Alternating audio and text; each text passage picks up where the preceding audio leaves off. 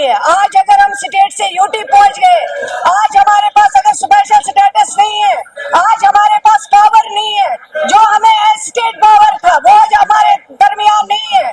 उसकी अगर कोई वजह है यही पार्टी है। आज अगर हम कमजोर है और ऊपर से मिनिस्टरों को बोल रहे हैं कि मिनिस्टर नहीं कर रहे हैं, सर हमारे हाथ बंधे हुए हैं। 2019 के बाद रिक्रूटमेंट बंद है, 2019 के बाद एजुकेशन डिपार्टमेंट में एक भी मुलाजिम नहीं लगाया गया।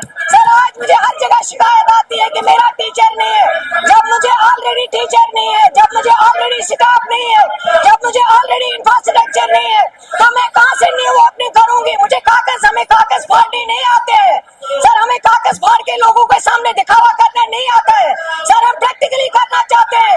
और अगर आज हमें ये मुसीबत है, ये आपकी वजह से है। You are responsible for that, आपकी वजह से। आप जिम्मेवार हो, आप जिम्मेवार हो, आप जिम्मेवार। आपको कौन चलाता है, आपको चलाता कौन है, हम सब जानते हैं।